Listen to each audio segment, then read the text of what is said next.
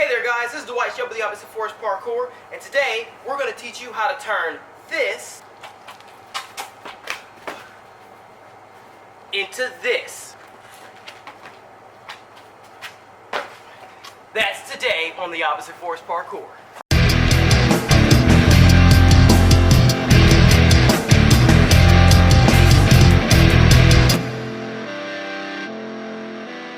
Alright, as you guys saw, today we're going to be working on the cat grab. The cat grab is another one of those essential movements that every parkour practitioner is going to want to know. Now, the main reasons why the cat grab is actually so simple is because of the fact that it just works, okay? There's not a lot of physics with it, there's not a lot of tricky things, and what we actually use it for is the ability to jump toward a wall or obstacle and stick to it, clinging to it like a cat would cling to a drape. So you can call it the cat leap, the cat grab, or simply colloquially known as the cat. Now we're going to get into this bad boy and we're going to break it down super fast. So this will be a short one so that you guys can go over and start actually using the cat to get around instead of just vaulting everywhere and, you know, throwing Websters and not actually moving from point A to point B. So let's actually do it and analyze it a little bit.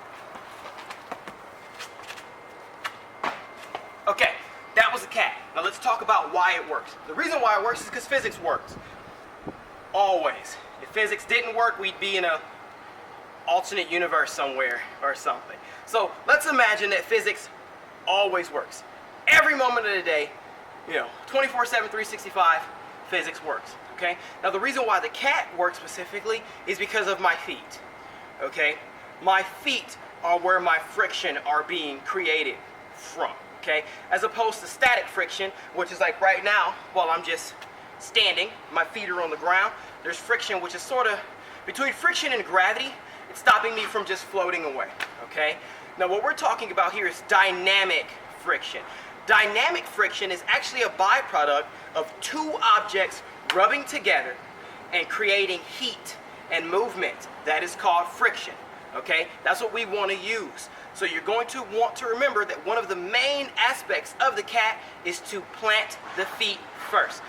The legs are stronger than the arms. It does not matter what you do. I don't care what sort of training you do, unless you're just some genetic freak, your legs are going to be stronger than your arms. The reason is because we walk. We walk all day. We dance, we skip, we run. Our legs are naturally stronger. Also, as far as the core goes, the core is actually stronger with activating the lower body than it is the upper body. They have a few more things that sort of just entwine together, makes the legs stronger. Of course, it's your support, okay? Your legs are like your roots, your midsection's your trunk, and your upper body's the just sort of, you know, limbs floating up in the air, right? So they're not going to be as strong. You want your legs to impact the wall first and be able to absorb all of that kinetic energy. All right? If you use your arms first, there's actually a good chance that when you bring your legs in, you won't actually have enough space to bring them up and you'll hit your knees on the wall. So not only are your legs stronger, but your legs sort of dictate how much space there is between your shoulders and your arms being extended to actually catch the top of the wall. And that's another thing about catching the top of the wall. Use this grip. Hands over, thumbs down. Thumbs don't seem that strong until you're actually using them. All right?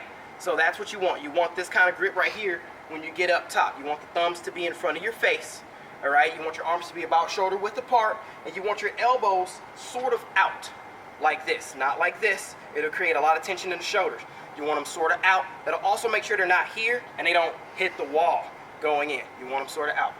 All right, so that's the body posture, except for the legs. So let's get back to why our legs work.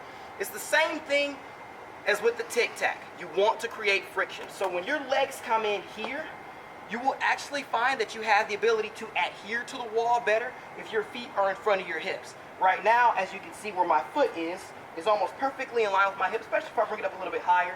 This is outrageous. You don't want that. Here is good, okay? In front of the hip is good. Same thing with the other leg, right in front of the hip. Get a good bend to the knee because that's where that shock absorption is going to happen, from the foot into the knee. So as the foot comes in and the heel is going to stay off the wall and your leg's going to come in like this, that's where all of that shock absorption is going to happen. After the initial shock absorption, you're going to have a fraction of a second of time, and that's really how quick all of that kinetic energy is going to be trapped, contained, and dispersed throughout the body to make sure you don't hurt the spine. You want all that energy to disperse, okay? And then you're going to sink in and you're going to grab that wall. It's going to be a fraction of a second difference. So we're going to... Okay. Now, I mainly land my cat with one foot. I don't think I have ever landed my cat with both feet. Ever. I always land my right foot first, which is pretty amazing because we just got done talking about the dispersal of energy. So think about how much energy I carried into that wall and what just one leg was capable of doing. Now imagine if you were to absorb all of that shock with both feet and legs. You definitely wouldn't have any issues making a bigger cat grab, all right? That's it for the cat. Are we sure? That's it. That's all. It's all about energy. Energy, energy, energy, energy. Trapping, not necessarily trapping energy, but dispersing the energy to make sure that you don't get injured is very, very important, all right? That's where your legs are gonna come in. Your hands are gonna grab the top of the wall so that you can stick to the wall so that nothing goes wrong, and to make sure you don't slide off. Now let's talk about some issues people have with their cat. One of them I'm not going to do because I've seen people do this and slam their knees into a wall, but it's grabbing first. It's having their body out like this for their cat and never getting the hips under. Make sure you get those hips under to plant the foot. It's crazy, but I've seen it happen, okay? You don't want that to happen. It sucks.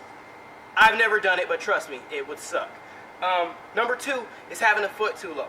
You try it like this. Put your foot up here, and then apply weight from the back foot in, and try and slide your foot down. It's pretty tough. Now put your foot here, and try and slide your foot down. Go straight down.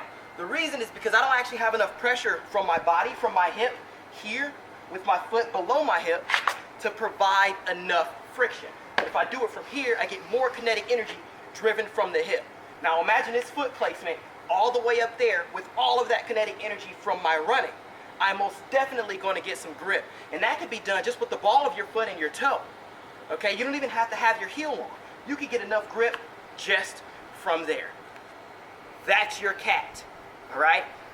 That's really it. It is one of the easiest moves, and I just wanted you guys to understand the manipulation of friction and where to put your feet and what to do with your hands after your feet have absorbed all that kinetic energy, and ensure that you actually have that friction maintained. You want that dynamic friction that you create from running to become static friction once your foot is actually placed on the wall. Now I'm actually going to show you guys next how to do a tic-tac to cat, which is going to be super freaking awesome. There's a lot more physics going on in there, but if you got the tic-tac down and you got the cat down, the tic-tac to cat should really be no big deal. So again, this is Dwight Show with the OppositeForceParkour. Remember that we're going for 100 subscribers in July, and then we're going to fly beyond that. So I want you guys to like, share, subscribe, leave us some comments. If you're still having some troubles with your cat grab, you really shouldn't, even if you don't have that much functional strength. If you haven't really been exercising much, the cat should still be something that you can get out there and combine with maybe a tic-tac and a two-handed vault to start actually doing some parkour runs instead of just doing independent movements.